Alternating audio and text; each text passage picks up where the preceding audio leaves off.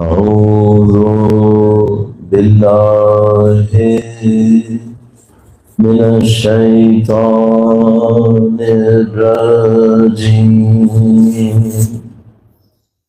بسم الله الرحمن الرحيم. الحمد لله رب العالمين، والصلاة والسلام على سيد الأنبياء والمرسلين،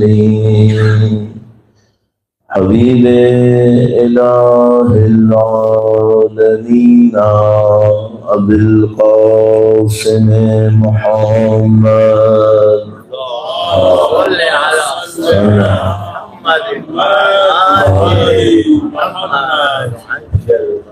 وعلى آله الطيبين الطاهرين، سيما بقية الله في الأراضين.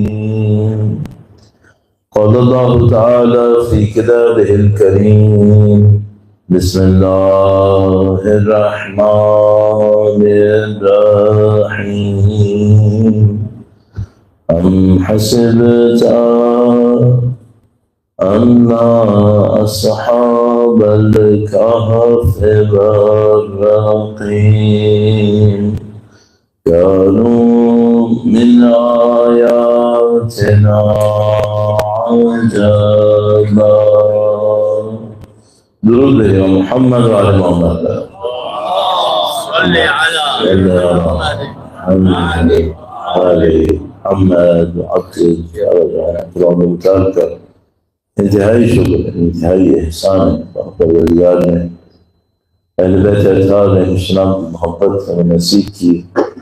قرآن اتار کا شکر ہے کہ اس نے ہمیں دین کی ہدایت نصیب کی ہے. پروردگار عالم نے اہل بیت اطہار علیہ السلام کی ذکر کی سعادت نصیب کی. اللہ کی دی ہوئی ان تمام نعمتوں کو شکر بجا لانے کے لیے اور اس دعا کے ساتھ کہ انشاءاللہ خدا مرتے دموں تک ہمیں اور قیامت تک ہماری تمام نسلوں کو قرآن اور اہل بیت کے تابعداروں میں قرار فرمائے. اللہ سے دعا کرتے ہیں خدایا ان کے وارث کے ظہور کا دن دیکھنا نصیب فرما، ان کی نصرت کی سعادت نصیب فرما، انشاءاللہ اس راہ میں موت و شہادت نصیب فرما. تمام دعاؤں کی قبولیت کے لیے وقت امام کے حضور ان کی جلد ماجدہ کی شہادت کی تسلیت پیش کرنے کے لیے درود بھیجیں محمد وعلی محمد.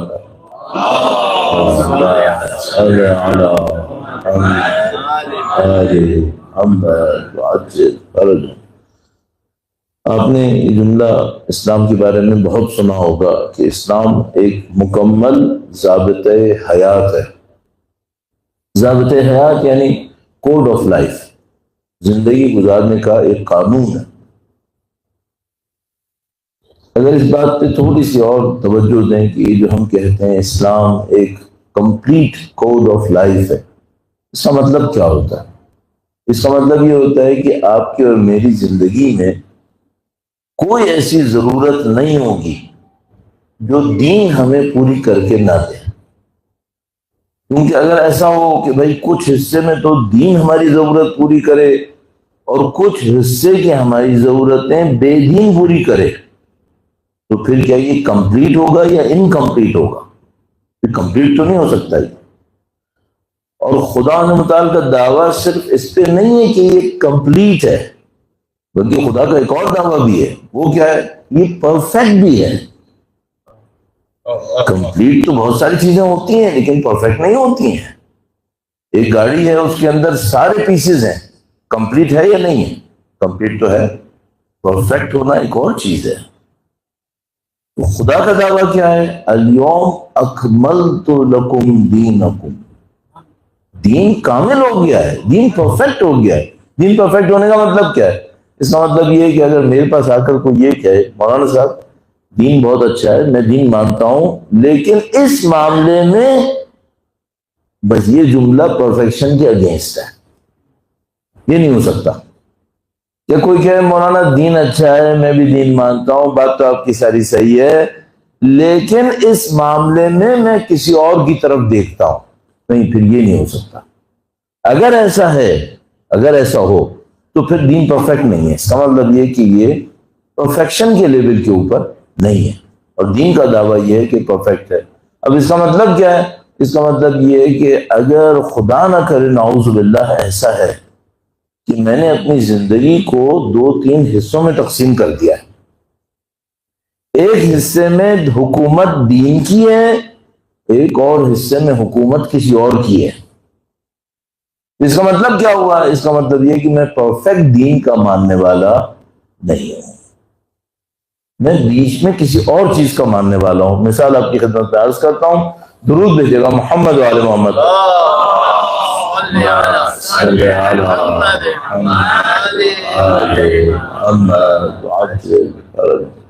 فرض فرمائیے میں آپ سے کہوں کہ میں نمازیں تو ساری پڑھتا ہوں، ایک نماز میں ہمیشہ قضا پڑھتا ہوں جو ہماری قوم بہت کرتی ہے۔ اس کا مطلب کیا ہے؟ اس کا مطلب یہ ہے کہ ظہر اثر میں تو دین پرفیکٹ ہے، مغرب عشاء میں بھی دین پرفیکٹ ہے، لیکن مولانا فجر میں یوں لگتا ہے نعوذ باللہ تعالی کہ میری فکر زیادہ بہتر ہے، نعوذ باللہ تعالی۔ کیا ایسا ممکن ہے؟ نہیں، یہ نہیں ہو سکتا۔ اس کا مطلب کیا ہے؟ اس کا مطلب یہ ہے کہ میں فجر میں دین کو چھوڑ کر کوئی ایسی غلطی کر رہا ہوں جس کا مجھے احساس بھی نہیں ہے۔ مسئلہ یہ ہے، کیوں؟ دین تو پرفیکٹ ہے، دین کے کمال میں کوئی شبہ نہیں ہے۔ آپ سے بھی میں پوچھوں، مجھ سے کوئی پوچھے، ہم سب کہیں گے دین کامل ہے، حتیٰ وہ جو نماز نہیں پڑھتا ہے زندگی میں وہ بھی کہے گا کامل ہے۔ تو اس سے پوچھو کہ بھئی اگر دین کامل ہے تو جو تم صبح کو نماز قضا کرتے ہو یہ کیوں کرتے ہو؟ اگر منصف ہوا تو کہے گا مولانا میں غلطی کرتا ہوں، زیادہ سے زیادہ یہ مان لے گا کہ میں غلطی کرتا ہوں، پڑھ لینا چاہیے تھی، نہیں پڑھتا ہوں۔ اب میرا سوال یہاں پر یہ ہے، یہ جو تم کر رہے ہو یہ کوئی گھاٹے کا سودا ہے یا فائدے کا سودا ہے؟ یہ گھاٹے کا سودا ہے۔ کیا چیز کھوئی ہے؟ گھاٹا تو وہی ہوتا ہے نا کہ انسان کو کوئی لاس ہو جائے۔ کیا لاس ہوا ہے؟ کل میں نے عرض کیا تھا، جو کام پوری زندگی میں تھوڑی آسانی سے ہونا تھا اب وہی کام پوری زندگی میں سختی سے ہوگا، یہ ہوگا۔ اب اس کے ساتھ میں ایک اور بات عرض کر دیتا ہوں، اللہ نے یہ پوری دنیا، اور پوری دنیا بھی نہیں کہنا چاہیے، پوری زندگی کہوں گا۔ اب کہیں گے دنیا اور زندگی میں کیا فرق ہے؟ دنیا تو ابھی ختم ہو جائے گی، میں کتنا عرصہ جی لوں گا اس دنیا میں؟ 70 80 90 کتنا جی لے گا؟ زندگی کب تک ہے؟ زندگی ابد تک ہے، ہمیشہ زندہ رہنا ہے، اور جو ہمیشہ زندہ رہنا ہے اس کے ایسٹس یہاں سے لے کے جانے۔ پرابلم ساری یہ ہے، ہم لوگ وہ لوگ ہیں جو ایئرپورٹ کی کسی لانچ میں بیٹھے ہیں اور اپنا سارا پیسہ اس لانچ میں لگا دیا ہے، اور ابھی یہ نہیں سوچ رہے کہ ابھی ایک فلائٹ بھی باقی ہے اور فلائٹ کے بعد کہیں اور پہنچنا بھی ہے، سارا پیسہ لانچ میں ہی خرچ کر دیا ہے۔ یہ وہ حماقت کرے گا جو دنیا میں سب کچھ لگا دے گا، جبکہ یہاں رہنا ہی نہیں، تھوڑی سی مدت کے لیے رہنا ہے، تو زندگی ہمیشہ چلے گی۔ تو اب ہمارے ساتھ کیا ہو رہا ہے؟ ہمارے ساتھ یہ ہو رہا ہے کہ ہم اس بات کو نہیں سمجھ پا رہے۔ اب اس بات کو عرض کرنے کے لیے ایک بہت آسان راستہ ہے، لیکن وہ آسان راستہ دوسرے راستوں کے مقابلے میں آسان ہے، اپنے اندر تھوڑی سی ایک مشکل بھی رکھتا ہے۔ اب آج میرے ذہن میں یہ ہے کہ میں تھوڑا سا وہ فاؤنڈیشن آپ کی خدمت میں عرض کر دوں، وہ بنیاد عرض کر دوں جس میں انسان کے لیے صحیح فیصلہ کرنا آسان ہو جائے۔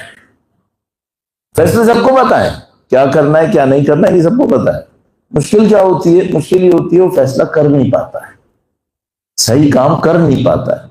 تو مثال کے طور پر سوچتا ہے کہ ہاں ٹھیک ہے یہ کام کرنا تو چاہیے، کرتا ہے یا نہیں کرتا؟ ساری زندگی اس سوچ میں گزار دیتا ہے کہ یہ کرنا چاہیے۔ اب مجھے اپنی خدمت میں کوئی ایسی بات کہنی ہے کہ آپ کے لیے وہ فیصلہ کرنا میرے لیے وہ فیصلہ کرنا آسان ہو جائے. درود بھیجے گا محمد و آل محمد پر.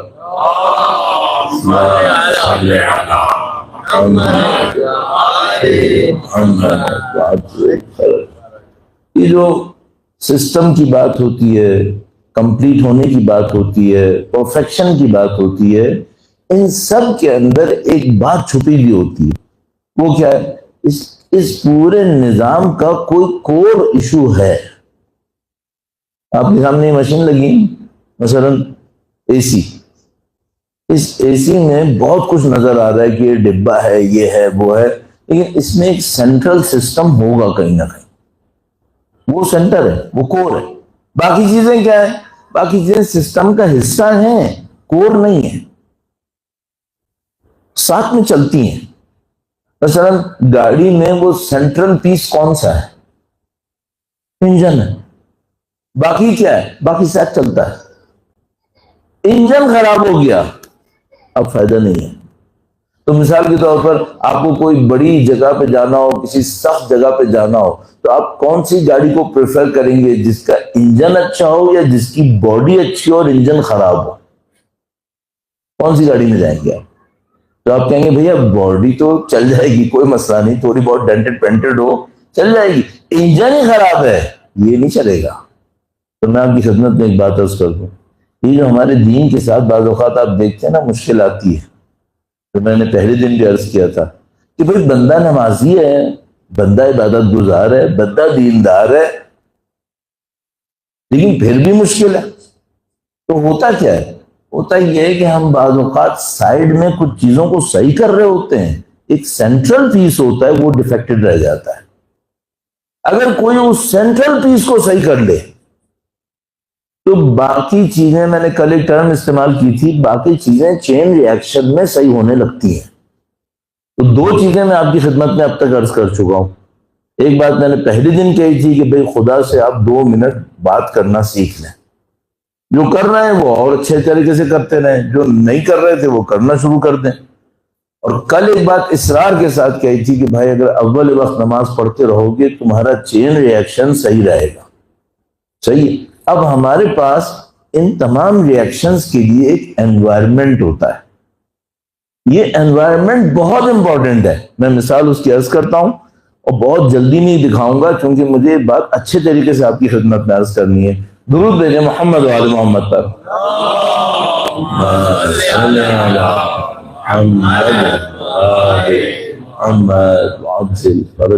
جب میں اسکول اور کالج میں تھا تو جو سبجیکٹ مجھے بالکل اچھا نہیں لگتا تھا وہ کیمسٹری تھا.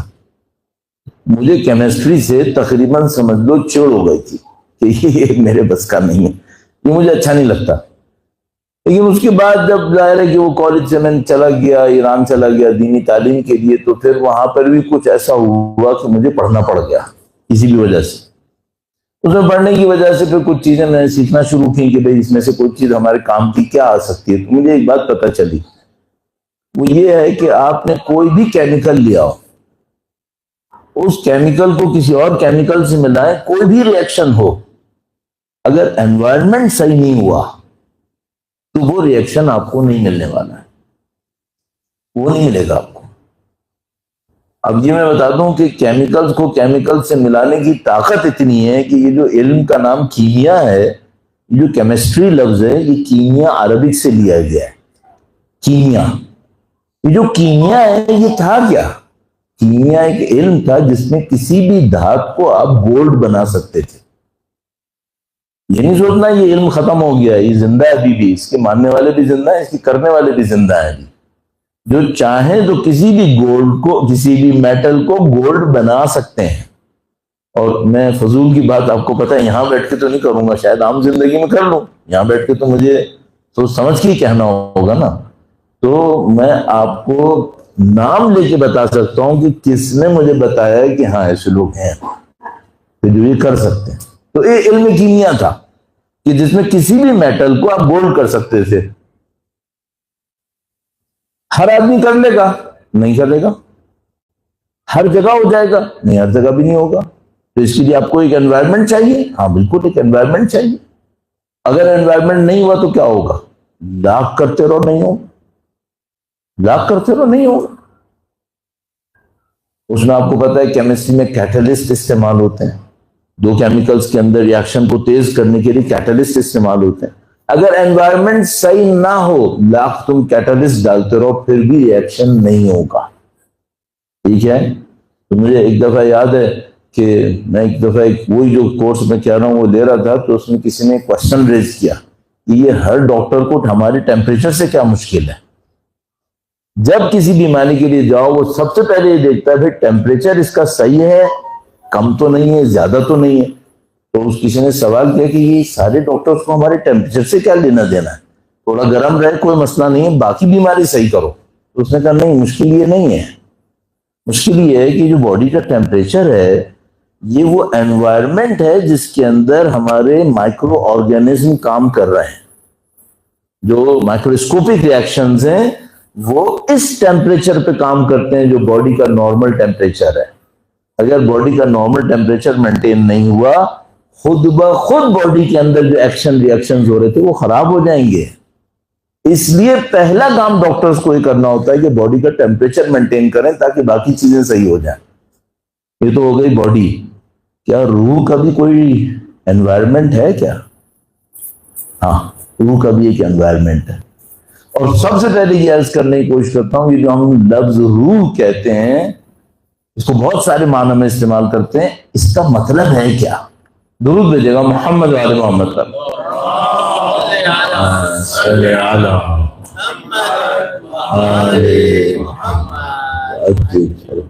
اب ہمارے مشکل یہ ہے کہ ہمارے بچوں کو بچپنے سے روحوں اور جنوں کے واقعے سناتے ہیں. تو جیسے ہی میں کہوں گا روح تو ممکن ہے کوئی ادھر ادھر دیکھنے لگے کہ کوئی بھائی کسی مردے کی روح تو نہیں آنے والی. نہیں، میں مردوں کی روح کی بات نہیں کر رہا ہوں، اپنی اور تمہاری روح کی بات کر رہا ہوں. ہمارے اندر بھی ہے. ہاں، بالکل جسے کہتے ہیں نا نٹ شیل میں، بالکل ساری چیزیں نکال کے بالکل سمری کر کے ایک بات عرض کرتا ہوں. ایک ہمارا میٹیریل وجود ہے، باڈی ہے. ایک ہماری نان میٹیریل ایگزسٹنس ہے، ہم سب کو معلوم ہے. آپ اس کو روح بولو، اس کو نفس بولو، جو بولنا چاہو بولو، صحیح ہے. یہ جو نان میٹیریل ہے اس میں ایک کوالٹی ہمارے اندر ہے جس سے ہمارا کنیکشن بنتا ہے اللہ اور اللہ کے نظام سے. مثلا ہماری باڈی کے اندر کون سا آرگن وہ ہے جو باہر کے انوائرمنٹ سے ہمیں کنیکٹ کر رہا ہے؟ تو وہ ہمارے لنگز ہیں. باہر سے ہوا لیتا ہے، آکسیجن لیتا ہے، کاربن ڈائی آکسائڈ گیس دیتا ہے. صحیح ہے. تو لنگز ہمارے ہیں جو انوائرمنٹ سے ہمیں کنیکٹ کروا رہے ہیں. صحیح ہے. روح میں بھی کوئی ایسا پارٹ ہے؟ ہاں، روح میں بھی ایک ایسا پارٹ ہے جو ہمیں سپیریئر ایگزسٹنس سے، خدا، نبی، امام، ولی، ان سے کنیکٹ کرتا ہے. اس کو کیا کہتے ہیں؟ اس کو کہتے ہیں قلب. اس کو کہتے ہیں قلب. یہی قلب کنیکشن بھی کرتا ہے اللہ سے، نبی سے، امام سے، یہ کنیکشن کرتا ہے. یہی قلب گائیڈنس بھی لیتا ہے. ظاہر کنیکشن کرتا ہے تو فضول میں تو نہیں کرتا، کنیکشن کرتا ہے گائیڈنس لینے کے لیے، گائیڈنس بھی لیتا ہے. یہی قلب ایک اور کام بھی کرتا ہے. وہ کیا؟ یہی قلب فیصلے کرتا ہے. ڈیسیشن اس قلب سے آتے ہیں. صحیح. تو یہ جو ہمارا نان میٹیریل ایگزسٹنس ہے، روح ہے، نفس ہے، اس کے اندر ایک پارٹ ہے، اس کے اندر ایک اسپیکٹ ہے جس کو ہم لوگ قلب کہتے ہیں. اس قلب کے 3 ذمہ داریاں بنتی ہیں. وہ قلب کیا کرتا ہے؟ ہائر ایگزسٹنس سے، خدا اور اللہ کے رنگ رکھنے والی چیزوں سے کنیکشن بناتا ہے، ان سے گائیڈنس لیتا ہے اور یہی ڈیسیشن بھی لیتا ہے. یہ ہو گیا جیسے گاڑی میں انجن ہے، سارا کام اس نے کرنا ہے. اچھا، اگر خدا نہ کرے نعوذ باللہ تعالیٰ کسی کا قلب مریض ہو جائے تو کیا ہوگا؟ کسی کا قلب خراب ہو جائے تو کیا ہوگا؟ میں ایک مثال عرض کرتا ہوں، درود بھیجے گا محمد و آل محمد کا.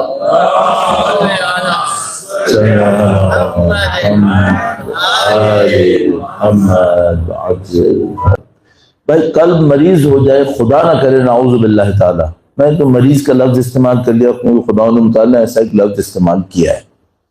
اگر کسی کا قلب خراب ہو جائے، اردو زبان میں ایسے کہیں گے نا، خراب ہو گیا، تو خراب ہوتا ہے تو کیا ہوتا ہے؟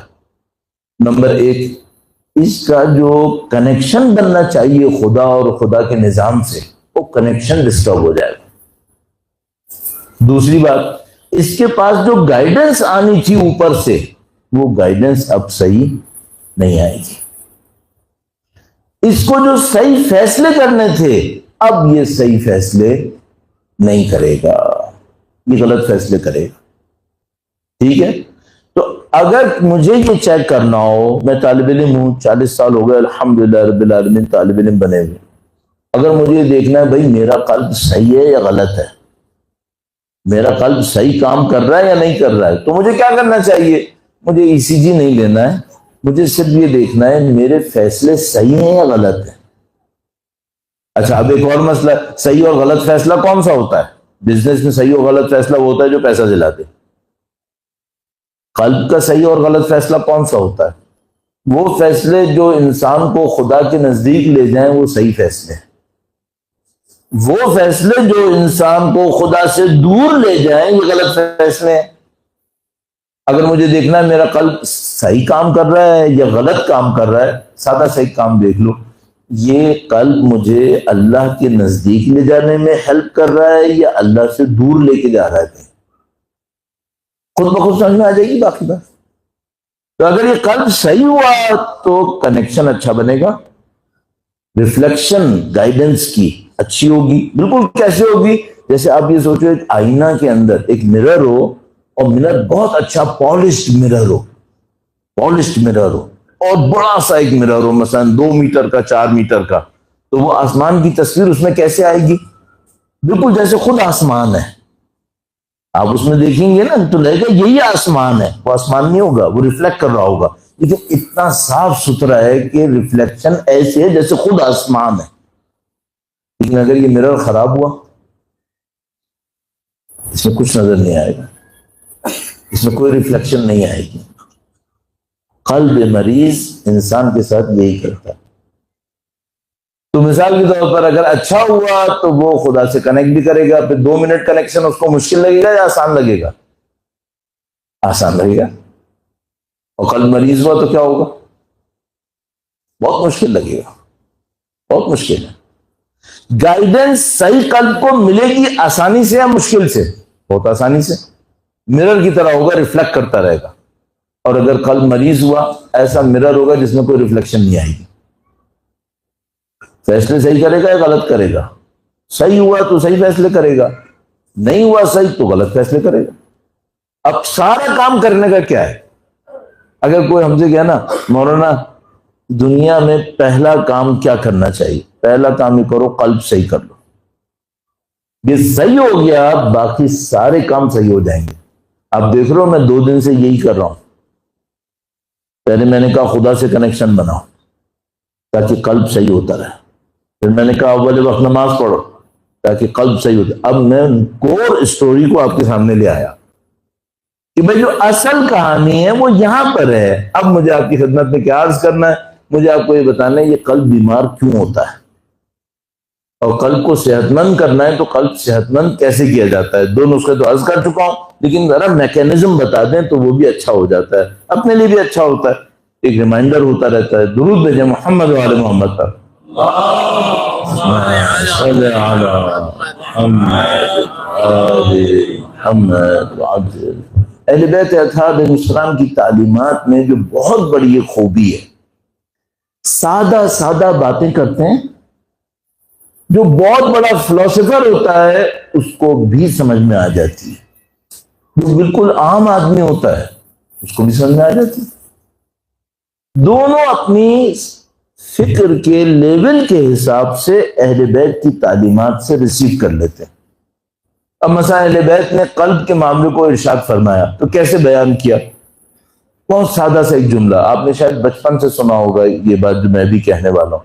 تو مثلا ہمارے پاس روایتوں میں ہے کہ جب کوئی انسان کوئی گناہ کرتا ہے تو اس کے قلب کے اوپر ایک ڈاٹ، بلیک ڈاٹ، سیاہ نقطہ وہ قلب کے اوپر لگ جاتا ہے۔ اگر وہ توبہ کرتا ہے تو قلب کا وہ سیاہ نقطہ ختم ہو جاتا ہے، بلیک ڈاٹ چلا جاتا ہے، وائٹ آ جائے گا۔ اگر گناہ نہیں کرتا ہے تو وہ بلیک ڈاٹ وہیں پہ باقی رہ جاتا ہے اور دل اس جگہ پر، ہمارے ایک ٹرم استعمال ہوتی ہے، تاریک ہو جاتا ہے، ڈارکنس آ جاتی ہے، اس کی برائٹنس، انلائٹمنٹ وہ ختم ہو جاتی ہے۔ اس انلائٹمنٹ کا فنکشن کیا تھا؟ خدا سے کنیکشن، گائیڈنس کو ریفلیکٹ کرنا، ڈیسیشن۔ ڈارکنس کا مطلب کیا ہے؟ اب یہ تین کام نہیں کرتا۔ پھر ایک موقع پہ ارشاد فرمایا اگر کوئی انسان گناہ پہ گناہ کرتا رہے، بار بار گناہ کرے، توبہ نہ کرے، تو کیا ہوتا ہے؟ ایک موقع پر اس کا پورا قلب سیاہ ہو جاتا ہے، پورا قلب سیاہ ہو جاتا ہے۔ تو فرمایا اس کے بعد کیا ہوتا ہے؟ تو اس کے بعد فرمایا اگر کسی کا قلب بالکل سیاہ ہو جائے، اس کا مطلب کیا ہے؟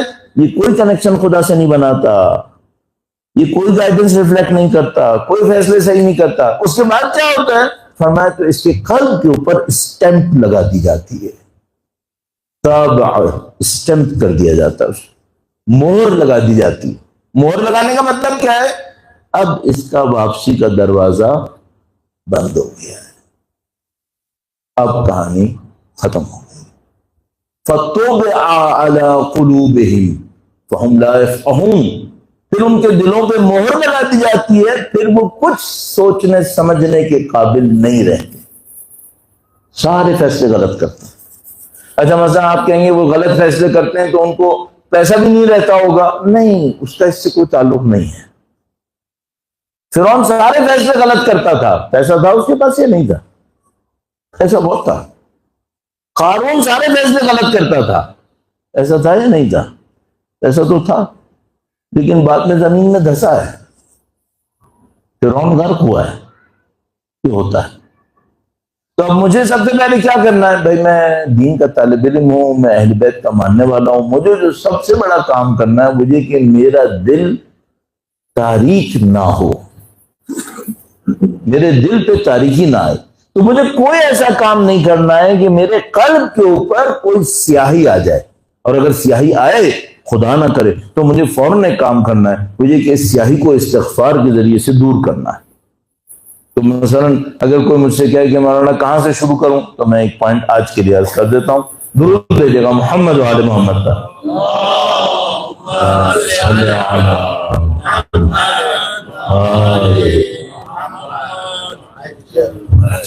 یہ ایک سادہ سا کام ہے، میں نے اپنی زندگی میں گناہ نہیں کیا ہوں گے، بہت کیا ہوں گے، تو کیا خدا نے استغفار کا راستہ نہیں کیا مجھے؟ استغفار کا راستہ کیا۔ ایک دو پوائنٹ عرض کر چکا ہوں، تیسرا پوائنٹ آج کے لیے، اور آج شاید دو کہوں گا۔ ہر روز پرانی زندگی کو یاد کر کے کم سے کم 70 مرتبہ استغفار کر۔ کس نیت سے کروں؟ اس نیت سے کروں کہ خدایا میں نے پرانی زندگی میں غلطیاں کی ہوں گی جن پہ میں نے توبہ نہیں کی ہوگی، ان کی وجہ سے میرا قلب سیاہ ہوا ہوگا، میں توبہ کر رہا ہوں، تو میرا قلب پاکیزہ کر دے۔ اس نیت سے پرانی زندگی کو یاد کر کے کیا مطلب ہے؟ میں بالغ ہوا تھا اس سال میں، اس سے پہلے کچھ غلطیاں کی تھیں، ہاں تھوڑا سا یاد کرو، استغفار کرو۔ تو مثلا استغفار کا ایک طریقہ یہ ہے، 70 ٹائمز میں نے کہا نا روزانہ کرے، 100 کر لے تو برا ہے کیا؟ بہت اچھا ہے، 100 کر لے، 70 کرنا چاہتا ہے 70 کر لے۔ کیسے کرے؟ مثلا میں سوچوں کچھ گناہ میں نے بلوغت سے بھی پہلے کر لیے ہوں گے۔ آپ کہیں گے بلوغت سے پہلے تو گناہ کاؤنٹ نہیں ہوتے، نہیں کاؤنٹ نہیں ہوتے، اثر ہوتا ہے اگر جان بوجھ کے کیے تھے۔ تو مثلا 10 مرتبہ استغفار ان گناہوں کے لیے۔ پھر اس کے بعد جب میں بالغ ہوا، اس کے بعد اس سال تک میں نے یہ غلطیاں کی ہوں گی۔ مثلا میں ایسے میں کہہ رہا ہوں، میں اپنی زندگی کو تقسیم کرتا ہوں نا ان ٹائمز کے اندر، تو میں کہتا ہوں میرے بلوغ سے پہلے، اور پھر جب میں مثلا جب میں ایران گیا تو میں اتنے سال کا تھا، تو میں نے بلوغ سے لے کر اس سال تک جتنے گناہ کی 10 مرتبہ اس پہ استغفار۔ پھر میں ایران میں جب تھا تو مثلا میں 12 سال رکا، اس دوران میں نے کتنے گناہ کیے ہوں گے؟ مثلا 20 دفعہ 25 دفعہ اس پہ استغفار۔ پھر میں واپس اپنے ملک آیا، اس گھر میں رہتا تھا، 10 سال اس گھر میں رکا، کتنے گناہ کیے ہوں گے؟ اس پہ بھی اتنے استغفار۔ اس طرح کرتے کرتے یہاں تک گیا۔ یہ ایک طریقہ ہے. اب میں کہہ ہی رہا ہوں تو ایک اور بات بھی کہتا ہوں، ممکن ہے آپ کو میں بور کر رہا ہوں گا لیکن ذرا سن لو، یہ کام آئے شاید. ایک دفعہ استغفار کرو مثلا اعضاء کے اوپر، تو خدایا میں نے اپنی زندگی میں آنکھوں سے پتہ نہیں کتنے گناہ کیے ہوں گے، 10 مرتبہ استغفار آنکھوں کی پاکیزگی کے لیے، 10 مرتبہ استغفار زبان کی پاکیزگی کے لیے. ایک دفعہ آپ نے زندگی کو زمانے میں تقسیم کر دیا، استغفار کیا، اور کوشش کرو پرانے گناہوں کو یاد کرو. ایک دفعہ آپ نے اپنے وجود کو اعضاء میں تقسیم کیا، ان پہ استغفار کر لیا. ایک دفعہ ذمہ داریوں پہ تقسیم کرو، خدایا تو نے مجھے والدین کی ذمہ داری دی، میں نے غلطیاں کی ہوں گی، اتنے استغفار. اس سے بڑھ کر خدایا تو نے مجھے امامت کی ذمہ داری دی ہے، میں نے کوتاہیاں کی ہیں، اتنے استغفار اس کے اوپر. اس طرح استغفار بہت سارے طریقے ہیں استغفار کے. اور کیوں طریقے زیادہ کرنے پڑیں گے؟ کیونکہ ہم نے گناہ بہت طریقوں سے کیے ہیں. کمائی کے بارے میں کتنی استغفار کروں اللہ جانتا ہے. حقوق کے بارے میں کتنے استغفار کروں اللہ ہی جانتا ہے. ساری زندگی بھی استغفار کرتا رہوں، شاید میں اپنے ان گناہوں کو بھی کور نہیں کر پاؤں جو مجھے یاد ہے، اور جو میں انجانے میں کر رہا ہوں وہ تو خدا ہی جانتا ہے کیا ہوگا. لیکن اگر استغفار کرتا رہا ہوں تو بخشش انشاءاللہ نصیب ہو جائے گی. تو آج میں نے آپ کی خدمت میں تھوڑا سا میکینزم بتانے کی کوشش کی کہ دیکھو یہ جو بعض اوقات آپ دیکھتے ہو نا کہ ہم صحیح فیصلے خود بخود کر لیتے ہیں، یہ کبھی ایسا ہوتا ہے کہ ہمارے قلب کے اوپر کوئی بہت اچھی سی لہر آ جاتی ہے تو ہمارے فیصلے صحیح ہونے لگتے ہیں، جو ہمیں خدا کے نزدیک لے کے جاتے ہیں. آپ نے خود دیکھا ہوگا بعض اوقات آپ کی کبھی آنکھ کھل جائے گی، اچانک آپ کا دل چاہے گا کاش میں نماز وقت پہ پڑھ لوں. فجر سے پہلے آنکھ کھل گئی، کبھی نہیں کھلتی تھی، کھل گئی، اور اچانک آپ کے دل میں آ رہا ہے کچھ نماز پڑھ لوں، کوئی عبادت کر لوں، کوئی زیارت عاشورہ پڑھ لوں. یہ کیسے ہوا؟ یہ شاید آپ نے پچھلے دن کوئی اچھا کام کیا ہے جس کے نتیجے میں آپ کو یہ مل گیا ہے. بعض اوقات کیا ہوتا ہے، بعض اوقات یہ ہوتا ہے بہت سوچا ہوتا ہے کل مستحبی روزہ رکھوں گا، آنکھ ہی اس وقت کھلتی ہے جب نماز قضا ہو چکی ہوتی ہے. یہ کیا ہوا؟ یہ آپ نے کل ایک ڈرامہ کیا ہے، یہ اس کا اثر ہے. کل کوئی گڑبڑ کی. یہ سب کہاں پہ جمع ہو رہا ہے؟ اب قلب کا یہ چوتھا کام ہے، یہ پروسیسر بھی ہے، اسٹوریج بھی ہے، اسٹوریج بھی ہے. مثال کے طور پر یہ جو میں غلطیاں کرتا ہوں یہ ساری کہاں پہ جمع ہوتی ہیں؟ قلب کے اندر. یہ والا قلب میں اشارے کے لیے یہ کہتے ہیں یہ روح والا قلب. اچھے کام کہاں جمع ہوتے ہیں؟ وہ بھی قلب کے اندر. یہ جو قلب ہے یہ برزخ میں ہماری شکل بنے گا. جب محشور ہوں گے انسان میدان حشر میں تو جو ان کو شکل ملے گی وہ یہ نہیں ملنے والی، جو ان کا قلب ہوگا وہ ان کی شکل بنے گی. تو ہمیں پاس روایت میں ہے کہ بہت سارے لوگ جانوروں کی شکل میں اٹھیں گے کیونکہ ان کے قلب جانور بن چکے ہوں گے. تو بھائی قلب کیوں جانور بن جائیں گے؟ اس نے ساری زندگی صرف لذتوں کو سوچا ہے، اس کا قلب جانوروں کی شکل میں آ چکا ہے. یہ وہ راز ہے کہ بعض عرفا کہتے ہیں کہ انہوں نے انسانوں کو جانوروں کی شکل میں دیکھا. آپ نے سنا ہے نا وہ روایت کے جو ایک حاجی نے کہا کتنے حاجی زیادہ ہیں، معصوم نے کہا حاجی بہت کم ہیں، رونے والے زیادہ ہیں. تو اس نے دیکھا میدان بھرا ہوا ہے جانوروں سے. تو یہ قلب ہے ایکچولی کہ جو یہ سارے کام کر رہا ہوتا ہے. تو آپ کو اور مجھے کیا کرنا ہے؟ آپ کو اور مجھے اس قلب کا خیال کرنا ہے. تو اس کے لیے میں نے ایک نسخہ عرض کر دیا کہ بھائی 100 مرتبہ استغفار کر لو. ایک نسخہ مجھے اپنے لیے اور عرض کرنا ہے، آپ کی خدمت میں بھی عرض کروں گا. درود بھیجے گا محمد وعلی محمد پر. صلی علی محمد محمد عجل فرجہم. یہ ایام ہیں بی بی کی شہادت کی مناسبت سے، اور یہ جو باتیں میں آپ کی خدمت میں عرض کر رہا ہوں ممکن ہے کل مجھ سے کوئی یہ کہے مولانا ان کا کیا تعلق ہے نئی ایام سے. مجھے صرف ایک بات بتا دوں، جو اہل بیت کے نزدیک جانے والے لوگ ہیں ان کے قلب کیسے ہوں گے؟ جو وقت کی امام کی نصرت کرنے والے لوگ ہوں گے ان کے قلب کیسے ہوں گے؟ اگر خدا نہ کرے نعوذ باللہ تعالی، صد نعوذ باللہ تعالی، میرے قلب پہ تاریکی ہوئی تو مجھے پردہ غیب میں موجود امام کی ندا آئے گی یا نہیں آئے گی؟ تو ایک بڑی خطرناک روایت ہے ہمارے پاس، مسلم روایت، بچپن سے آپ نے سنی ہے، مستند روایت ہے۔ وہ کیا روایت ہے؟ مصائب عرض نہیں کرنے، صرف اشارتاً عرض کر رہا ہوں۔ عاشور کے دن مولا خطبہ ارشاد فرماتے تھے، لوگ سمجھ نہیں پا رہے تھے، سنتے نہیں تھے، تو امام نے ایک جملہ کہا تھا، جملہ ارشاد فرمایا تھا عاشور، بچپن سے شاید آپ نے سنا ہوگا۔ وہ کیا فرمایا تھا؟ امام نے فرمایا تھا، تمہیں میری آواز سنائی نہیں دے گی چونکہ تمہارے شکم میں حرام بھرا ہوا ہے۔ سنا ہے نا یہ جملہ؟ اس کا مطلب ہے امام کیا فرما رہے ہیں؟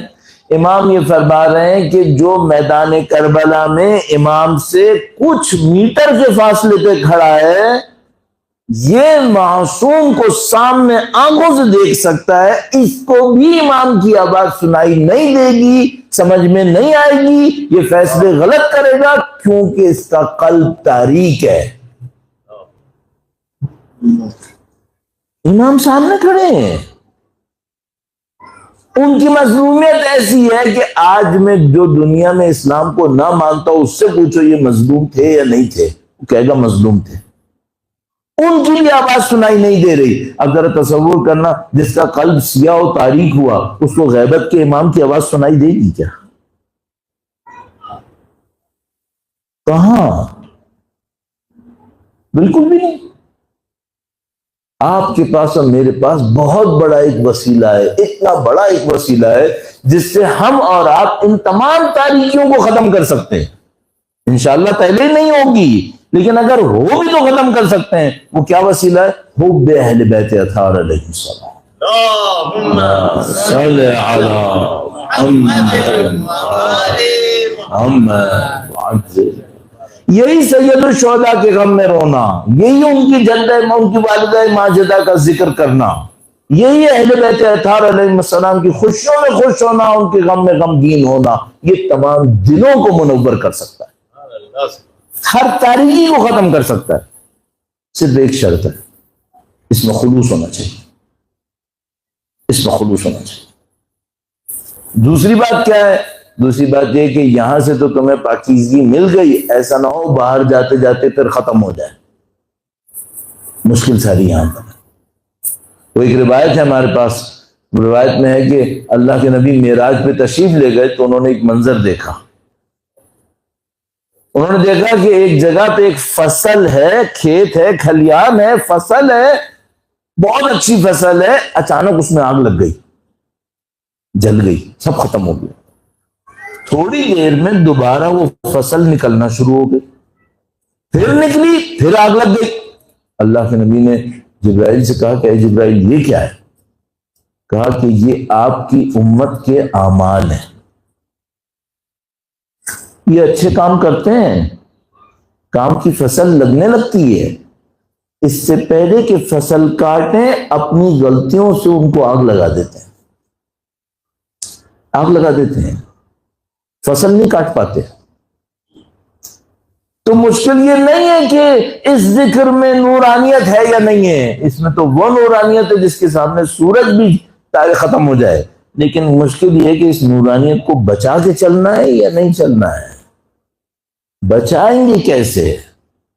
اس کے لیے مجھے آپ کی خدمت میں ایک نسخہ عرض کرنا ہے۔ اب آپ کہیں گے اتنے نسخے بولتا رہے گا، تو 3 باتیں ہو گئی ہیں، میں اب 4تھی بات کہنے والا ہوں۔ درود بھیجے گا محمد وآل محمد پر۔ صلی علی محمد۔ دیکھو میں ہمیشہ کوشش یہ کرتا ہوں شارٹ کٹ بتاؤں، کیوں مجھے پتا ہے لمبی لمبی محنتیں کوئی نہیں کرے گا یہاں پہ، میں نہیں کرتا، آپ کہاں سے کرو گے، میں کہاں سے کر رہا ہوں۔ میں بھی چاہتا ہوں مجھے کوئی جو راستہ مل جائے، ایک سادہ سا راستہ بتاتا ہوں، سادہ سا راستہ، جس پہ تھوڑا سا ایک اور ڈیٹیل بھی کہوں گا، پہلے بریف دیتا ہوں۔ ایک سادہ سا کام کرو، اپنے دل میں کسی کے لیے برا منصوبہ مت بناؤ، بس۔ میں نے آپ سے کہا کہ قرآن حفظ کرو، نہیں، اس سے نورانیت آتی ہے نہیں آتی؟ قرآن یوز کرو گے آئے گی، آتی ہے۔ تو کیا حافظ قرآن نہیں دیکھے جن کے قلب تاریک ہیں؟ دیکھیں معذرت کے ساتھ، ذاکر بھی دیکھے ہیں جن کے قلب تاریک ہیں، معذرت کے ساتھ دیکھیں، ہاں دیکھیں۔ مشکل کیا ہے؟ مشکل اس میں نہیں ہے کہ زبان سے کیا کہہ رہا ہے، مشکل یہ ہے کہ یہ اندر کیا کر رہا ہے، مشکل یہاں ہے۔ سب سے بڑی مشکل کیا ہے؟ سب سے بڑی مشکل یہ ہے کہ تم کسی دوسرے کے لیے برا چاہو، سب سے بڑی گند ہے۔ اس کے ہوتے ہوئے کوئی نسخہ نہیں چلتا، اس کے ہوتے ہوئے سارے دل تاریک رہتے ہیں۔ برا نہ چاہو کیا مطلب ہے؟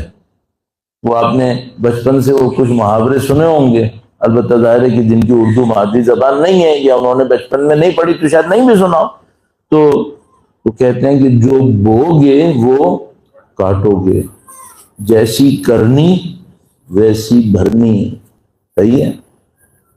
جو کسی کے لیے گڈھا کھودے گا خود اس گڈھے میں گرے گا، صحیح ہے؟ یہ دل کے ساتھ ایسے ہی ہے۔ اگر میں کسی کے لیے نفرتیں لاؤں گا اپنے دل میں تو دل تو میرا ہے نا، یہ نفرتیں کس کو خراب کریں گی؟ میرے دل کو۔ میں کسی کے لیے برا سوچوں گا، ایسا منصوبہ بناؤں گا اس کا سارا کام ختم ہو جائے گا، یہ روڈ پہ آ جائے گا، یہ بے عزت ہو جائے گا، یہ تو منصوبہ کسی اور کے لیے بنا رہے ہو، یہ اثر کس کے اوپر ہو رہا ہے؟ میرے دل پر، میرے دل پہ۔ تو مثلا آپ کہیں گے مولانا کسی کو غلطی کی سزا نہیں دیں کیا؟ نہیں، غلطی کی سزا دینا ہے دے دو، اس کے لیے برائی مت سوچو، اچھائی سوچو۔ اللہ کے نبی کافروں سے لڑتے تھے یا نہیں لڑتے تھے؟ لڑتے تھے۔ کیا ان کافروں کے لیے برائی سوچتے تھے؟ نہیں، ان کے لیے بھی بھلائی سوچتے تھے۔ سب سے زہر چیز جو انسان کے قلب کے لیے ہوتی ہے وہ کیا ہے؟ کسی کے لیے برائی سوچے، کسی کے لیے برا منصوبہ بنائے، کسی کے لیے پلاننگ کرے کہ مجھے اس کو کیسے پھنسانا ہے، کسی کے لیے غلط کام اپنی منصوبے کے تحت کرے۔ اچھا میں کہہ رہا ہوں کیا میں غلطیاں نہیں کروں گا؟ غلطیاں کروں گا، میں کوئی معصوم تھوڑی ہوں۔ غلطی سے کچھ ہو جائے یہ کچھ اور ہے، لیکن میں نے منصوبہ بنایا کہ میں اس کے لیے خراب کروں گا، یہ نہیں کرو۔ منصوبہ بنایا ہے 5 آدمیوں کے درمیان بیٹھوں گا، ایک بات کہوں گا، اس کو بے عزت کروں گا، ابھی تم کر لو گے، لیکن تم نے اپنے دل کو، قلب کو جو ڈوز پلائی ہے زہر کی، یہ تمہارے قلب کو ختم کر دے گی، اس کا تو تم بیڑا غرق کر لو گے، شاید جو اپنا بیڑا غرق کیا ہے وہ تمہیں سمجھ میں بھی نہیں آئے گا۔ اچھا ایک اور مشکل ہے، یہ ہم پہ ختم نہیں ہوگا، یہ ہماری نسلوں میں بھی جائے گا، یہ ہماری نسلوں میں بھی جائے گا۔ تو مثال کے طور پر آپ نے سنا ہوگا کہ بھئی باپ نیک عمل انجام دیتا تھا، اولاد کو خدا حمایت کرتا ہے، فیور کرتا ہے یا نہیں کرتا ہے؟ قرآن کریم میں میں اتنا ذکر کرتا ہوں، بعض اوقات مجھ سے لوگ کہتے ہیں مولانا اب اس کو اتنا زیادہ مت بولا کرو۔ حضرت موسیٰ علیہ السلام حضرت خضر کے ساتھ گئے، 2 یتیموں کا کوئی خزانہ تھا، انہوں نے دیوار کھڑی کر دی تاکہ وہ خزانہ بچے اس وقت لیں جب اس کو حاصل کرنے کے قابل ہو جائیں۔ تو خدا نے فرمایا کہ یہ اللہ کے نبی اور ولی نے یہ کیوں کیا؟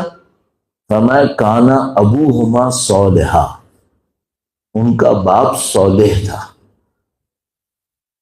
اس کا مطلب یہ ہے کہ اگر میں سیدھے راستے پہ چلوں گا خدا میری نسلوں کی بھی حفاظت کرے گا، اور اگر خدا نہ کرے نعوذ باللہ تعالیٰ میں نے گڑبڑ کرنا شروع کر دی نسلیں بھی نہیں بچیں گی، وہاں تک اثر جائے گا۔ تو میں لب لباب کرتا ہوں، اس کو سمری کرتا ہوں، درود بھیجیں محمد وآل محمد پر، صلی علی محمد وعجل۔ بھئی ہم لوگ الحمدللہ رب العالمین ایک امام کے منتظر ہیں، ہر روز الحمدللہ رب العالمین آپ اور میں ہم سب ہر روز کہیں نہ کہیں ان امام کے لیے دعا کرتے ہیں۔ جب وہ امام تشریف لائیں گے تو ہماری خواہش ہے کہ ہم ان کے لشکر میں جائیں، اور ہمیں معلوم ہے کہ ان کے لشکر میں سیاہ قلب والے نہیں جا پائیں گے۔ ہمیں پاکیزہ قلب چاہیے ہوگا تاکہ ہم ان کے لشکر میں جا سکیں. اس قلب کی پاکیزگی کا سارا میکینزم میں نے آپ کی خدمت میں سمری کرنے کی کوشش کی ہے، اور اس میں نے 2 باتیں آپ کی خدمت میں آج عرض کی ہیں. ایک بات تو یہ کہ ہر روز کم سے کم 70 مرتبہ استغفار. کس ٹائم میں کروں بہتر ہے، کس ٹائم میں کروں سب سے اچھا ہے. کروں یا نہ کروں، کرو. کس وقت کروں؟ کسی بھی وقت کرو، کسی بھی وقت کرو. اب اگر کوئی مجھ سے پوچھے مولانا سب سے اچھا ٹائم کون سا ہے، تو اب یہ مطلب نہیں کہ اگر یہ اچھے ٹائم میں نہیں کرے گا تو نہیں کرے. نہیں، کسی بھی ٹائم میں کر لو. سب سے اچھا ٹائم کون سا ہے؟ سب سے اچھا ٹائم ہے اذان فجر سے 10-15 منٹ 20 منٹ پہلے. یہ پوری کائنات میں سب سے اچھا ٹائم ہے استغفار کے لیے. فجر کی اذان سے 15-20 منٹ پہلے یہ سب سے اچھا وقت ہے. اب کوئی یہ کہ مولانا میں نہیں اٹھ پاؤں گا اس ٹائم پر، کچھ اور بتاؤ. بھائی میں نے کب کہا کہ اسی میں کرو؟ سونے سے پہلے کر لو، دوپہر کو دکان میں بیٹھے بیٹھے کر لو، آفس میں بیٹھے بیٹھے کر لو. لیکن میں کیا کہوں گا، ایسے میں کرنا ذرا تنہائی ملے، تنہائی ملے. کیوں؟ تم نے خدا سے اپنا قلب صحیح کروانا ہے. آسان نہیں ہے یہ گاڑی کا انجن ریپیئر ہونے والا ہے، آسان کام نہیں ہے یہ. کام مشکل ہے، تو ذرا ڈھنگ سے توجہ کے ساتھ کام کرنا پڑے گا. صحیح؟ تو پہلی بات کیا ہو گئی؟ استغفار کرو. دوسری بات کیا ہو گئی؟ دونوں ہاتھ جوڑ لو اپنے سامنے اور اپنے آپ سے کہو بھائی مجھے معاف کر دے، مجھے کسی کے لیے غلط منصوبہ نہیں بنانا ہے. اگر آپ نے یہ زندگی میں 2 کام کر لیے، انشاءاللہ پہلے سے کر رہے ہوں گے. میرے تو کام بولنا ہے تو میں بول رہا ہوں آپ کے سامنے. یہ نہیں کہ میں کہہ رہا ہوں آپ لوگ یہ نہیں کر رہے ہوں گے، نہیں، پہلے سے کر رہے ہوں گے. لیکن میں تو قرآن کریم نے فرمایا ذکر فإن الذکر تنفع المؤمنین، بار بار ذکر کرو. ذکر کرنا مومنوں کو فائدہ دیتا ہے. استغفار کرو ہر روز کم سے کم 70 مرتبہ. دوسری بات کیا ہے؟ اور باقی 10 باتیں میں آپ سے کہہ سکتا ہوں، لیکن سب سے اہم بات کیا کہوں گا؟ دوسروں کے لیے غلط منصوبے مت بناؤ. اچھا یہ تو ہو گیا بیئر منیمم. اچھا کرنے کے لیے کیا کروں؟ اب میں دیکھ رہا ہوں کہ میرے پاس ٹائم کتنا ہے، مجھے اس کو کہنا ہے یا نہیں کہنا ہے. تو ابھی میں اپنے ٹائم کو تھوڑا سا استعمال کرتے ہوئے آخری بات اس کے ساتھ ٹچ کر کے کہہ دیتا ہوں. اور یہ سمجھ لو کہ اگر کوئی مجھ سے کہ مولانا لائف میں کوئی ایک پوائنٹ بتاؤ جو ماسٹر کی بن جائے ہر پرابلم کو سالو کرنے کے لیے، آلموسٹ یہ پوائنٹ ہے. آلموسٹ یہ پوائنٹ ہے جو ابھی میں عرض کروں گا. درود بھیجے گا محمد وعلی محمد پر.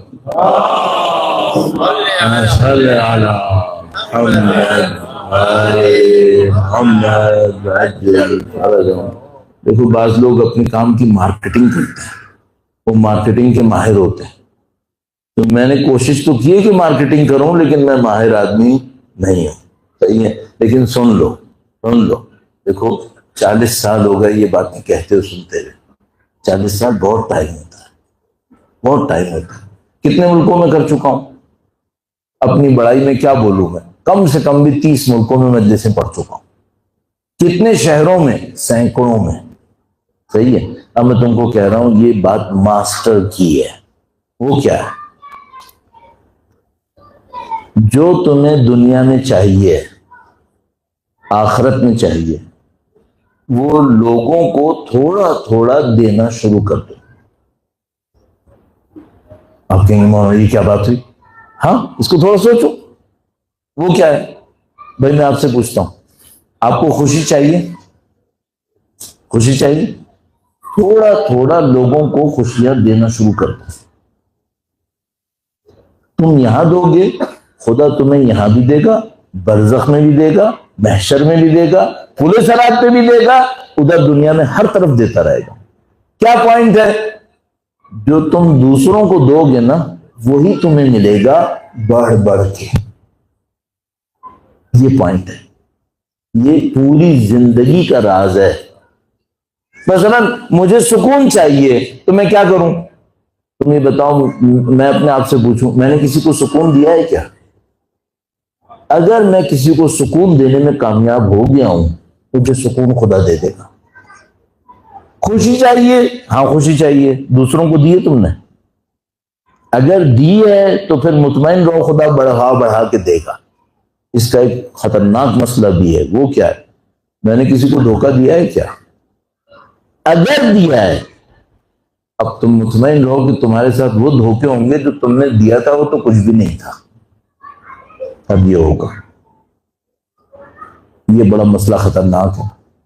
تو قانون کیا بنا؟ قانون یہ بنا کہ جو تم دوسروں کو دو گے وہی تمہیں بڑھ بڑھ کے ملے گا۔ اب میں پھر اس میں ایک اور دفعہ ایک چیز لگا دوں، کوئی آدمی اپنی دولت، طاقت اور شہرت، دنیا تین چیزوں میں سمری ہوتی ہے، ویلتھ، فیم، پاور۔ اگر کوئی شخص یہ سمجھ رہا ہے دولت، طاقت، شہرت وہ ہے جو خدا دینا چاہتا ہے مجھے، یہ بے وقوف ہے، یہ بے وقوفی کر رہا ہے، یہ خدا کی عطا نہیں ہے۔ کیوں؟ یہ تو خدا اپنے دشمنوں کو بھی بھر بھر کے دیتا ہے۔ اس سے دھوکہ میں نہیں آنا کہ کبھی کو میرے پاس دولت زیادہ ہے اس کا مطلب ہے خدا نے مجھے نواز دیا ہے، بے وقوفی کرو گے اگر تم یہ کہو گے۔ اچھے انسان کو دولت نہیں ملتی کیا؟ ملتی ہے، وہ نشانی کچھ اور ہے، دولت اس کی نشانی نہیں ہے، اچھائی کی نشانی دنیا نہیں ہے۔ یہ اپنے دماغ کے اندر کہیں لے آؤ کسی طریقے سے، میں بھی اپنے اندر لے آؤں۔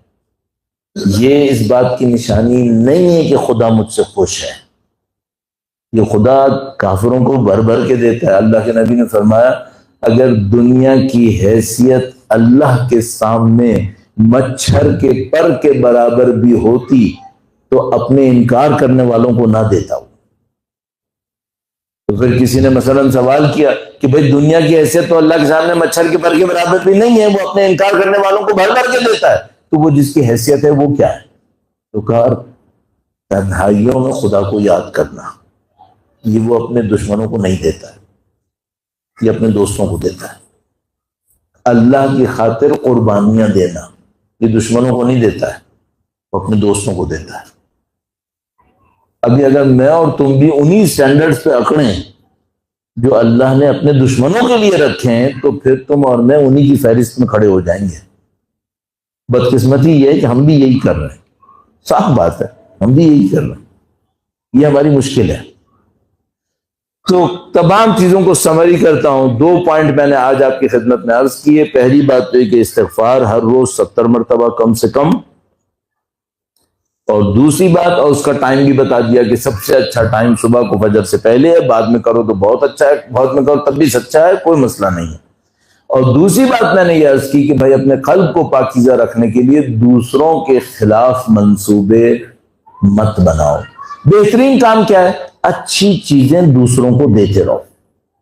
اچھی چیزوں کا مطلب پیسہ ہے؟ میں نے کہا نہیں، پیسہ کی کوئی علامت نہیں ہے۔ اچھی چیز میں سب سے اہم چیز کیا ہے؟ ہمدردی دو، خلوص دو، دوسروں کے لیے اچھائی سوچو، یہ سب سے اچھی چیز ہے۔ جو انسان یہ کر لے گا نا اس کا دل ہمیشہ پاکیزہ رہے گا۔ ہمیشہ پاکیزہ رہنے کا مطلب کیا ہے؟ اس دل میں خدا ہوگا، خدا اس کو گائیڈ کرے گا، خدا اس سے صحیح فیصلے کروائے گا۔ اور اگر خدا نہ کرے نعوذ باللہ یہ نہیں ہوا پھر مصیبت ہی مصیبت۔ پھر میں نے بیچ میں ایک اور جملہ عرض کیا تھا، وہ کہیں بھول نہ جائیں ہم لوگ، اور وہ یہ تھا کہ غم اہل بیت میں رونا ہر دل کو نورانیت دیتا ہے، ہر قلب کو نورانیت دیتا ہے۔ ان آنسوؤں کی خدا کے نزدیک بڑی قیمت ہے، اور ہر اس چیز کی قیمت ہے جو انسان خدا کے لیے کرے۔ میں ایک جملہ عرض کروں گا بالکل، اور اس کے بعد مصائب کی طرف لے کے جاؤں گا۔ خواتین کا ایک گروہ، خواتین کا ایک اجتماع، ایک بہت بڑے عارف تھے، اور وہ معنوی دنیا کے بڑے چیمپئن تھے، بہت بڑے ماہر تھے۔ ان کا نام آیت اللہ بہاؤالدینی تھا۔ ایک آیت اللہ بہاؤالدینی کراچی میں تشریف لائے ہوئے تھے، جو اب چلے گئے واپس ایران۔ ان کے وہ تایا تھے، تو ان کو آیت اللہ بہاؤالدینی بزرگ کہتے تھے۔ وہ معنویت کے دنیا کے بڑے ماہر آدمی تھے۔ تو ان کے پاس خواتین کا کوئی گروہ، کوئی اجتماع ملنے کے لیے گیا، اور وہ زمانہ گرمیوں کا زمانہ تھا، اور وہ خواتین نے سب نے حجاب کیا ہوا تھا، تو ان کے اس حجاب کی وجہ سے گرمی بہت زیادہ ہوئی ہوئی تھی۔ تو کسی نے ان سے پوچھا کہ آپ جو مانوی دنیا میں چیزیں دیکھتے ہیں ان میں سے ہمیں کچھ بتائیں۔ وہ مانوی دنیا دیکھنے کے ماہر تھے، بہت ماہر تھے، کسی کو دیکھ کے وہ بتا سکتے تھے کیا ہو رہا ہے وہاں پہ۔ تو ان میں سے کسی نے کہا مثلا ایسی کوئی بات کی کہ مانوی دنیا کی کوئی بات ہمیں بتائیں۔ تو انہوں نے ایک جملہ کہا، تو ہماری بہنیں بھی سن رہی ہوں گی تو میں ان کی طرف سے کوٹ کر رہا ہوں۔ انہوں نے ایک جملہ کہا، انہوں نے کہا کہ آپ خواتین پردے کی وجہ سے جو پسینہ برداشت کر رہے ہیں، جو پسینے کے قطرے برداشت کر رہے ہیں، کہا اس میں ہر قطرے کی روشنی سورج سے زیادہ ہے۔ اللہ اکبر۔ کہا یہ جو آپ حجاب کی وجہ سے، پردے کی وجہ سے گرمی برداشت کر رہے ہیں نا، اس میں جو پسینہ آ رہا ہے، اس میں ہر قطرے کی روشنی سورج سے زیادہ ہے مانوی دنیا کے اندر۔ یہ جو آپ آنسوؤں سے رو گے نا، ہر آنسو کی قیمت سورج کچھ بھی نہیں ہے، اس کی نورانیت اتنی ہے۔ تو یہ میرے قلب تاریک کو نورانی کر سکتا ہے یا نہیں کر سکتا ہے؟ 100% کر سکتا ہے۔ صرف ایک مشکل ہے، نمبر 1 خلوص سے ہو، نمبر 2 بچاؤ بھی تو صحیح، بچاؤ بھی تو، ورنہ نورانیت کی کوئی کمی نہیں ہے اس میں، نورانیت اس کی بہت زیادہ ہے۔ اسی لیے تو اتنا کہتے ہیں کہ رو، اہل بیت کے غم میں رو۔ اور یہ خدا نے وہ فضیلت آپ کو اور مجھے دے دی ہے، حقیقت یہ کہ اس میں ہمارا کوئی کارنامہ بھی نہیں ہے۔ بھائی میرے والد غم حسین میں روتے تھے، مجلسیں کرتے تھے، مجھے بھی مل گیا الحمدللہ۔ اب میری ذمہ داری کیا ہے؟ میری ذمہ داری ہے کہ جو خدا نے مجھے دیا اس کو بچا کے رکھوں اور اپنی اگلی نسلوں کو دے سکوں، اور کہیں ایسا نہ ہو کہ میری غلطیوں کی وجہ سے بچے اس سے محروم رہ جائیں۔ آپ الحمدللہ ان بیوی کے غم میں بیٹھے ہیں جن کے غم میں ہر معصوم نے گریا کیا، ہر معصوم نے ان بیوی کے غم میں گریا کیا ہے۔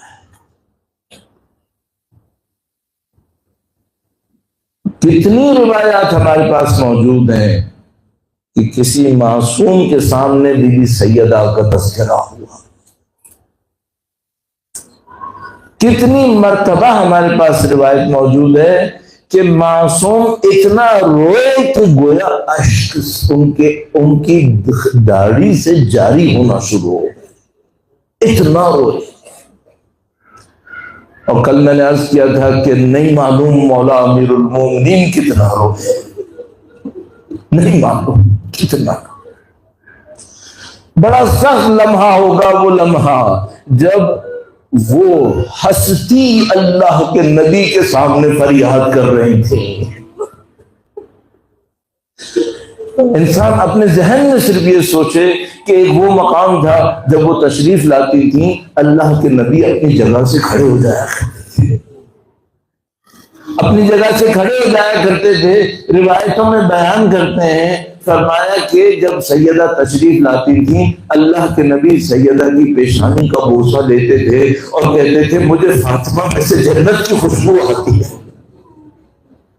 یہ سیدہ کا مقام تھا، جب تشریف لاتی تھی اللہ کے نبی جہاں بیٹھے ہوتے تھے وہاں سے کھڑے ہو جایا کرتے تھے اور بی بی سیدہ کو وہاں بٹھاتے تھے جہاں خود بیٹھے تھے۔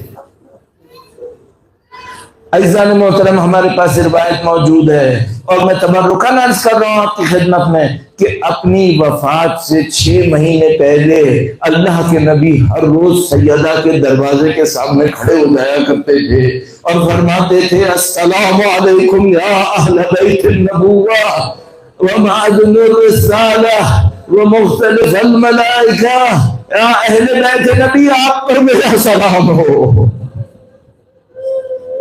معدن الملائکہ معدن الرسالہ مختلف الملائکہ۔ یہ وہ جگہ تھی جہاں پہ فرشتے آیا جایا کرتے تھے، یہ وہ دروازہ تھا جہاں جبرائیل بھی اجازت لے کر وارد ہوتے تھے۔ آج کچھ دشمن آگ لگانے کے لیے کھڑے ہوئے، کچھ دشمن آگ لگانے کے لیے کھڑے ہو گئے ہیں اور اللہ کے نبی کو نہیں سوچتے کہ اللہ کے نبی اپنی بیٹی کے ساتھ اس رویے کے اوپر کیا کہیں گے۔ ایسے بڑے عجیب مصائب کے حصے ہیں، بعض حصے انسان جان بوجھ کر نہیں کہہ پاتا ہے، لیکن بعض اوقات انسان سوچتا ہے کہ اگلی نسلوں کو مصائب کا پتہ ہونا چاہیے۔ اہل بیت اطہار پہ کون کون سے مصائب ٹوٹے، ایسے میں عرض کروں گا آپ کی خدمت میں، آیت اللہ بہاؤالدینی جو کراچی میں آیت اللہ بہاؤالدینی ہوتے تھے، ایک دن مصائب کا ایک جملہ پڑھا۔ میں بار بار اس لیے عرض کرتا ہوں تاکہ مرنے سے پہلے اس کو مسترد کر دوں کہ کوئی شک نہ کرے بات میں۔ انہوں نے جملہ پڑھا، میں ان سے ملنے کے لیے گیا، میں نے کہا آغا صاحب آپ نے بیوی کے مصائب میں یہ مصائب پڑھے ہیں، کیا یہ مصائب آپ مجھے پڑھنے کی اجازت دیں گے؟ انہوں نے کہا میں تمہیں اجازت دیتا ہوں کہ تم روایت کرو۔ میں نے کہا میں مجمع کے سامنے پڑھوں گا۔ انہوں نے کہا میں تمہیں اجازت دیتا ہوں۔ تو میں ایک استاد سے لی ہوئی اجازت سے یہ جملہ آپ کے سامنے پڑھ رہا ہوں۔ وہ جملہ کیا تھا؟ وہ جملہ یہ تھا کہ جب یہ لعین بیوی کے گھر میں داخل ہوئے اور سیدہ کو در و دیوار کے درمیان پیش دیا، اب میں کون کون سی تفصیلات بتاؤں؟ میں بتاؤں کہ ایک چیل بھی تھی، میں کیا کیا تفصیلات بتاؤں، میں کیا تفصیل بتاؤں کہ سیدہ فضہ سے کہہ رہی تھی اے فضہ نسل محمد، کیا کیا بتاؤں آپ کو؟ بس ایک جملہ عرض کروں گا جس کے لیے زحمت کی۔ ایک دفعہ بیوی کا وجود در و دیوار میں پسا، یہ تو سب بیان کرتے ہیں، آقا نے بیان کیا، کہا وہ لعین اندر آیا، اس نے ایک تماچا سیدہ کے رخسار پہ مارا، ایک طرف سے تماچا مارا، دوسری طرف سے رخسار دیوار سے ٹکرایا، گویا سیدہ کا وجود دو دفعہ پسا۔ اللہ اکبر! اے قوم نادا، کل تم محشر میں کھڑے ہوں گے، سیدہ کے رخسار کے زخم ہوں گے، خدایا تو شاہد رہنا، ہمیں ظلم پہ احتجاج ہے، ہم سیدہ کے ساتھ ہیں، اولاد سیدہ کے ساتھ ہیں، جو بھی سیدہ کے مقابلے میں آئے وہ ہمارا دشمن ہے، ہم اولاد سیدہ کے ساتھ ہیں۔ اس میں نہیں ہے ایک تماشا مارا۔ ابھی تو دوسرا مسائل کا حصہ عرض کروں گا۔ ایک بڑے عارف تھے استاد فاطمی میاں، استاد فاطمی میاں نے مسائل کا یہ حصہ پڑھا۔ میں نے مکرر لوگوں سے پوچھا بھائی تم نے خود سنا ہے اپنے کانوں سے سنا ہے؟ کہا ہم نے اپنے کانوں سے سنا ہے۔ استاد فاطمی میاں نے کیا مسائل کا حصہ پڑھا؟ کل مرثیے کے اندر یا نوحے میں بھی کسی نے تذکرہ کیا تھا، وہ کیا تھا؟ جب بیوی سیدہ کو ضرب لگی اور وہ جنازہ ہو گیا تو سیدہ نے کس کو بلا دی؟ فرمایا یا مہدی ادرکنی۔ ارے ابھی تو پہلے امام کا دور ہے، امام کو پتہ بیوی نے 12ویں امام کو پکارا کیونکہ بیوی جانتی ہے میری 11 نسلیں ظلم سہیں گی اور ایک بیٹا آئے گا جو میرے خون کا انتقام دے۔ اب میں ایک جملہ کہوں گا، 1400 سال کے بعد تم نے دیکھا نہیں ہے، صرف سنا ہے اور تم روئے ہو۔ اب ذرا سوچنا، وقت کے امام جب سوچتے ہوں گے اپنی ماں کی ندا کو، اے امام آپ کو کون سا آپ کی والدہ کا، آپ کی جدہ ماجدہ کا اس صبر کا جو آپ ہزاروں دنوں سے کر رہے ہیں، سینکڑوں سالوں سے کر رہے ہیں، خدایا تجھے سیدہ کی مسائل کا واسطہ ان کے وارث کے ظہور میں تعجیل کرنا۔ اے خدایا ہمیں ان کے ظہور کا دن دیکھنا نصیب فرما۔ اے پاک پروردگار امام کا لشکر دنیا میں جہاں کہیں بھی ہے اس لشکر کو فتح و نصرت نصیب فرما، ان کے دشمنوں کو نیست و نابود فرما۔ اے پاک پروردگار قیامت تک ہمیں ہماری نسلوں کو قرآن و اہل بیت کے تابعداروں وفاداروں جانثاروں میں قرار فرما، ہماری موت امام کی نصرت کی راہ میں شہادت قرار فرما۔ ربنا تقبل منا انک انت السمیع العلیم بجاہ نبی کا وعطرتہ الطاہرین.